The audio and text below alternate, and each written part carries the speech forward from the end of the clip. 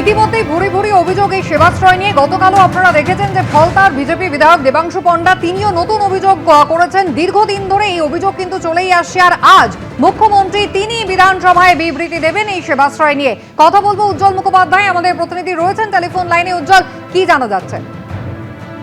দেখো, সেটা হচ্ছে যে সেবাশ্রয়ের নিয়ে যখন একের পর এক অভিযোগ সামনে আসতে শুরু করে, সেই সময় মুখ্যমন্ত্রী স্বাস্থ্য দপ্তরকে নির্দেশ দিয়েছিল যে এই সেবাশ্রয় নিয়ে যে সমস্ত অভিযোগ আসছে তাদের সাথে কথা বলে রিপোর্ট তৈরি করার জন্য। পাশাপাশি জেলা আধিকারিকদের সঙ্গেও মুখ্যমন্ত্রী নিজে দীর্ঘক্ষণ বৈঠক করে এই সেবাশ্রয় নিয়ে যে সমস্ত দুর্নীতির অভিযোগ রয়েছে, যে সমস্ত বেনিয়মের অভিযোগ রয়েছে, সেগুলোকেও কিন্তু তদন্ত করে দেখার নির্দেশ দিয়েছিলেন। আজকে মুখ্যমন্ত্রী বিধানসভায় সেবাশ্রয় নিয়ে তিনি একটি বিবৃতি দেবেন। মনে করা হচ্ছে যে এই কয়েকদিন, গত 15 দিন ধরে স্বাস্থ্য দপ্তর এবং পুলিশের থেকে যে সমস্ত তথ্য এবং রিপোর্ট উঠে এসেছে তার ভিত্তিতেই মুখ্যমন্ত্রী আজকে সেবাশ্রয় নিয়ে বিবৃতি দেবেন। এবং একই সঙ্গে বিভিন্ন সূত্রের যেটা খবর, তা হচ্ছে আরও তদন্তের নির্দেশ দিতে পারেন মুখ্যমন্ত্রী। সেই তদন্তভার সিআইডি নাকি সিবিআই তাদের হাতে তুলে দেওয়া হবে সেটা কিন্তু এখনো স্পষ্ট নয়। তবে সেবাশ্রয় নিয়ে এই সরকার যে একেবারে রীতিমতন কোমর বেঁধে নেমেছে তাতে কোনো সন্দেহ নেই। কারণ ইতিমধ্যেই একাধিক রোগী তারা এই অভিযোগ করেছেন যে সেবাশ্রয়ের চিকিৎসা থাকার জন্য তাদেরকে পরবর্তী ক্ষেত্রে নানা বিপদে পড়তে হয়েছে। এমনকি নথি দিয়ে এক রোগীর পরিবার অভিযোগ করেছেন যে এখানকার ডাক্তার দেখানোর ফলে তার স্ত্রীর দুটো পা কেটে বাদ দিতে হয়েছে। এমনকি এই যেখানে যেখানে সেবাশ্রয়ের এই তৈরি হয়েছিল সেখানকার মাটি খুঁড়ে প্রচুর পরিমাণে সরকারি ওষুধ পাওয়া যাচ্ছে, এমনটাও কিন্তু অভিযোগ। ফলে সব মিলে এই সেবাশ্রয়কে কেন্দ্র করে একাধিক অভিযোগ ইতিমধ্যে সামনে উঠে আসছে। এবং আরও যে গুরুতর অভিযোগ জমা পড়েছে তা হচ্ছে এখানে চিকিৎসক হিসাবে যাদেরকে আনা হতো তারা অনেকেই চিকিৎসা ছাত্র, অথবা তাদের সঙ্গে চিকিৎসার কোনো সম্পর্ক ছিল না। ফলে তাদেরকে দিয়ে এই চিকিৎসা করানো গুরুতর অপরাধ বলে মনে করছে সরকার, এবং কঠোরতম আজকে সিদ্ধান্তের কথা মুখ্যমন্ত্রী বিধানসভায় জানাতে পারেন, এমনটাই কিন্তু বিভিন্ন সূত্রের দাবি। ধন্যবাদ।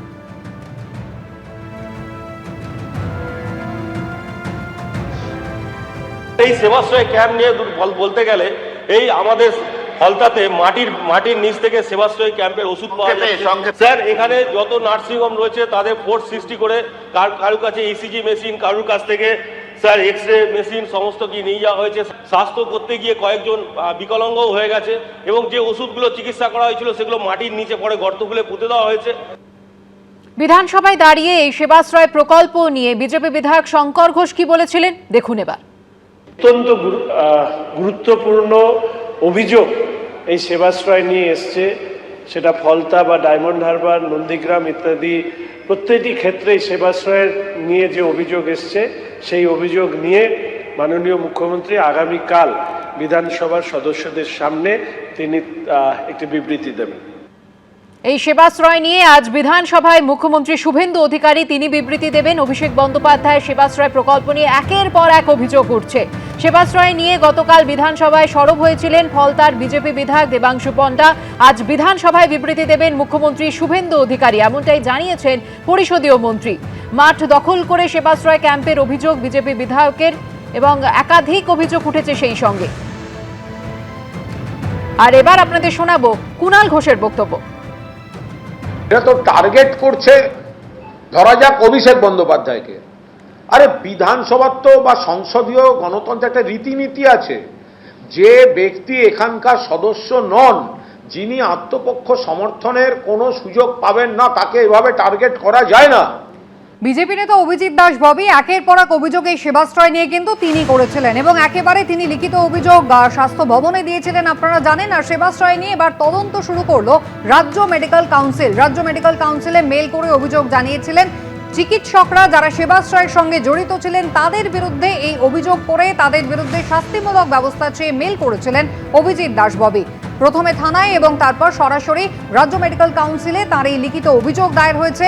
মেল পেয়েছেন, যে অভিযোগ করেছেন তাও খতিয়ে দেখা হচ্ছে রাজ্য মেডিকেল কাউন্সিল, এমনটাই দাবি করেছেন।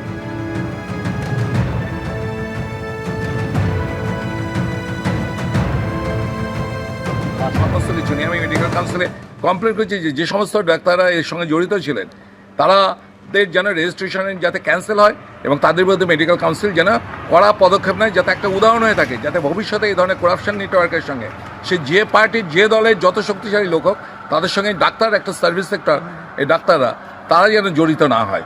এর জন্যই আমি মেডিকেল কাউন্সিলকে কমপ্লেন করেছি এবং মেডিকেল কাউন্সিল সেটার ব্যাপারে পূর্ণাঙ্গ তদন্তের আশ্বাস দিয়েছে।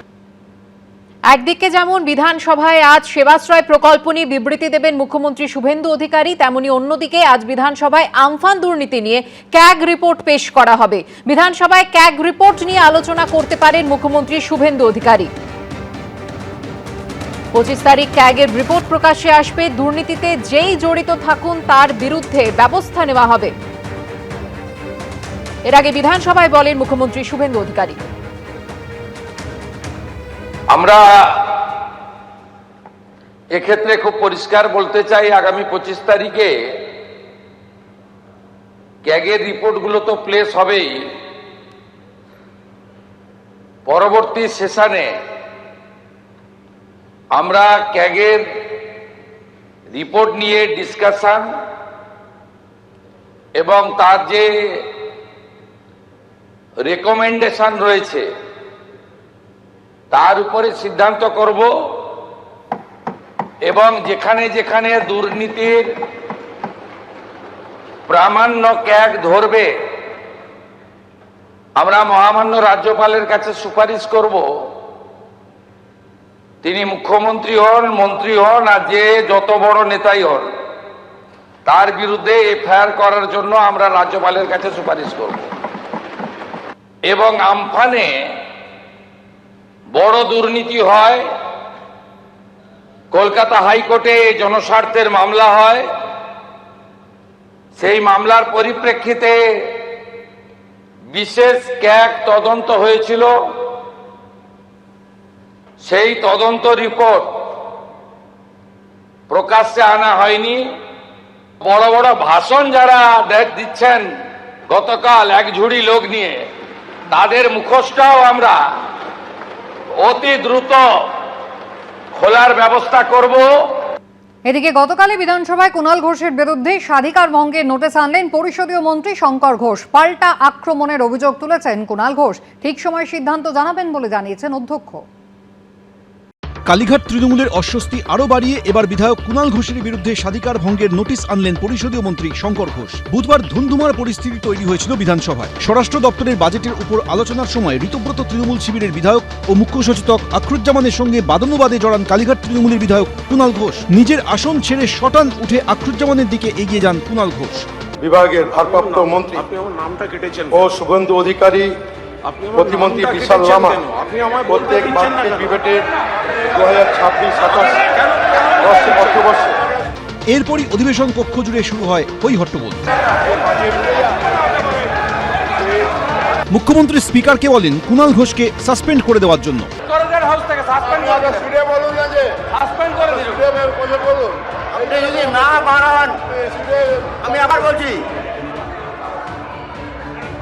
আমি আবার বলছি আপনি যদি না বসেন আমি কিন্তু সাসপেন্ড করে দেবো আপনাকে। এরপর কুণাল ঘোষকে বিধানসভা কক্ষের বাইরে নিয়ে যান মার্শালরা। বুধবারের পর বৃহস্পতিবারও ফের কুণাল ঘোষকে ঘিরে উত্তপ্ত হয়েছিল বিধানসভার অধিবেশন। এই অবস্থায় শুক্রবার কুণাল ঘোষের বিরুদ্ধে স্বাধিকার ভঙ্গের নোটিশ আনেন পরিষদীয় মন্ত্রী Shankar Ghosh. Sri Kunal Kumar Ghosh, in my opinion, has thus committed a great breach of privilege and contempt of the House, as such conduct and behavior of Sri Ghosh are highly irresponsible, reckless, and it deserves severe reprimand for great breach of privilege and contempt of the House. I am therefore to request you kindly to treat this as a notice of breach of privilege and to take appropriate action. আমাদের যিনি দলনেতা শোভনদেব চট্টোপাধ্যায় সেই অনুযায়ী একটি করে নাম opposition chief whip আখরুজ্জামানকে দেন। যেহেতু আমার নাম বারবার দেওয়া হচ্ছে আর ওরা আমার নাম কেটে দিচ্ছে, আমি সেটা একটা প্রতীকী প্রতিবাদ আমি অপোজিশন চিফ হুইপকে বলেছি আমাকে কেন কণ্ঠরোধ করা। ঠিক আছে, তার সঙ্গে স্যার আপনাকে অসম্মানের কোনো সম্পর্ক নেই, আপনাকে অসম্মানের স্যার কোনো সম্পর্ক নেই। ফলে এটাকে অপব্যাখ্যা করে যদি আবার আমার উপর আপনারা আক্রমণ চাপিয়ে দেন তাহলে আবার এই একই জিনিস। আপনি বসুন, হয়ে গেছে তো। তবে এরপর চক্রান্তের অভিযোগ তুলে তাকে বলতে দেওয়ার সুযোগ দেওয়ার আবেদন করার জন্য অধ্যক্ষকে চিঠি দিয়েছেন কুণাল ঘোষ। সর্বভারতীয় তৃণমূল কংগ্রেসের একজন সৈনিক কুণাল ঘোষ কিভাবে ওনাদের মাথা ব্যথার কারণ হয়ে উঠেছে। কথায় কথায় সমালোচনা, শেষ পর্যন্ত প্রিভিলেজ। মানে ওনারা কি চান? আমার বিধায়ক পদ খারিজ করে দেবেন, নিয়ে নিন। যদি ব্যাকডোর দিয়ে প্রিভিলেজ মোশন দিয়ে আমার কাটতে চান, কেড়ে নিন। কিন্তু আমাকে বলতে দেওয়া হচ্ছে না, এটা আমি বলেছি এবং বলবো। আমি পরিষ্কার বলছি, আমাকে কোনো ডিবেটে বলতে দেওয়া হচ্ছে না। নিয়ম অনুযায়ী স্বাধিকার ভঙ্গের নোটিশ অধ্যক্ষ গ্রহণ করে বিধানসভার প্রিভিলেজ কমিটির কাছে পাঠাতে পারেন, অথবা তিনি নিজেই সিদ্ধান্ত নিতে পারেন। আশাবুল হোসেন, উজ্জ্বল মুখোপাধ্যায়, এবিপি আনন্দ। বিধানসভার অধিবেশনে বর্তমান পুরমন্ত্রীর প্রশংসায় প্রাক্তন পুরমন্ত্রী অগ্নিমিত্রা পালের ভূয়সী প্রশংসা শোনা গেল ফিরহাদ হাকিমের মুখে। যদিও জবাবি ভাষণে ফিরহাদ হাকিমকে নিশানা করলেন অগ্নিমিত্রা পাল। এটা আপনাদের সমর্থন করে বলার চেষ্টা করছি, আপনি জোর করে আমাকে বিরোধী বানাচ্ছেন। আগের সরকারের মাননীয় মন্ত্রী একই সঙ্গে কলকাতার মেয়রও ছিলেন। ফান্ড বরাদ্দের সময় শুধু কলকাতার কথাটাই ওনার মাথায় আসতো। বর্তমানের প্রশংসায় প্রাক্তন, আর প্রাক্তনকে খোঁচা বর্তমানের। শুক্রবার এমনই ছবির সাক্ষী থাকলো বিধানসভা। এদিন বিধানসভায় ছিল পুরো বাজেট নিয়ে আলোচনা। সেখানে বলতে গিয়েই ঋতব্রত তৃণমূলের বিধায়ক এবং প্রাক্তন পুরমন্ত্রী ফিরহাদ হাকিমের মুখে শোনা গেল বিজেপি সরকারের পুরমন্ত্রী অগ্নিমিত্রা পালের প্রশংসা। এটা আপনাদের সমর্থন করে বলার চেষ্টা করছি, আপনি জোর করে আমাকে বিরোধী বানাচ্ছেন। আমি তো সব থেকে আগে যেটা বলবো, উনি যে এফোর্টটা নিয়েছেন, নগরায়ণের জন্য যে এফোর্টটা নিয়েছেন, যেভাবে দৌড়চ্ছেন সারা দিন রাত, যেভাবে প্রত্যেকটা জায়গায় গিয়ে পৌঁছে যাচ্ছেন, যেভাবে প্রবলেমগুলোকে ফেস করছেন, এটা হয়তো আমিও কোনোদিন করিনি যেটা উনি করছেন, তাই ওনাকে ধন্যবাদ জানাই। একবার নয়, বারবার বিজেপি সরকারের পুরমন্ত্রীর প্রশংসা করেন পূর্বসূরি Firhad Hakim. Unplanned West collection, সেটা আমরা সেগ্রিগেশনের আওতায় আনতে পারছি না, পারছিলাম না। যদি সত্যি সত্যি এই কাজটা আপনারা করেন, এবং নিশ্চিতভাবে আমার শহর, যদি এই শহর ভালো করেন, যদি এই শহর অগ্নিমিত্রা পালের নেতৃত্বে, আমাদের শুভেন্দু অধিকারীর নেতৃত্বে যদি ভালো হয়, তাহলে গর্ব তো আমারও হবে। অগ্নিমিত্রা পাল অবশ্য বলতে গিয়ে ফিরহাদ হাকিমকে খোঁচাই দেন। আগের সরকারের মাননীয় মন্ত্রী একই সঙ্গে কলকাতার মেয়রও ছিলেন। উনি গোটা রাজ্যের কথা ভাবতেন, কিন্তু ফান্ড বরাদ্দের সময় শুধু কলকাতার কথাটাই ওনার মাথায় আসতো। রাজ্যের উন্নয়ন বাজেটের 50%-এরও বেশি শুধু কলকাতাকে দেওয়া হয়েছে। উত্তরবঙ্গ রাজ্যের পশ্চিম প্রান্তে অনেক মিউনিসিপ্যালিটি আছে যেখানে সামান্য অর্থ প্রদান করা হয়নি। ঋতব্রত তৃণমূলের আরেক বিধায়ক জাভেদ খানের উদ্দেশ্য কার্যত বার্তা দেন পুরমন্ত্রী। সম্মানীয় বিধায়ককে বলবো যে মুখ্যমন্ত্রী অত্যন্ত কনসার্ন, কারণ সেই বিল্ডিং এর প্ল্যানের পারমিশন আপনাদের সরকারের সময় হয়েছিল, এবং সব থেকে বেশি বিল্ডিং বোধহয় ভেঙে পড়ছে বা গন্ডগোল আপনার বিধানসভায়। I am very sorry to say. 1 September থেকে রাজ্যে বেশ কিছু বিষয়ে কার্যকর হচ্ছে জরিমানা। 1 সেপ্টেম্বর থেকে আমরা পেনাল্টি জারি করছি। রাস্তায় ইউরিনেট করা, থুতু ফেলা, প্লাস্টিক প্যাকেট ইউজ করা বা লিটার করা, তার জন্য পেনাল্টি শুরু হচ্ছে। আরবান ইনফ্রাস্ট্রাকচার ডেভেলপমেন্ট থেকে পাওয়া টাকায় কলকাতায় তৈরি করা হবে রিং রোড। উজ্জ্বল মুখোপাধ্যায়, আশাবুল হোসেন, এবিপি আনন্দ। উল্টো রথে নিজের বিধানসভা কেন্দ্রে অংশ নিলেন শুভেন্দু অধিকারী। নর্দার্ন পার্কে উল্টো রথযাত্রায় সামিল হলেন মুখ্যমন্ত্রী। অন্যদিকে উল্টো রথে পুরীতে হল বিপুল ভক্ত সমাগম।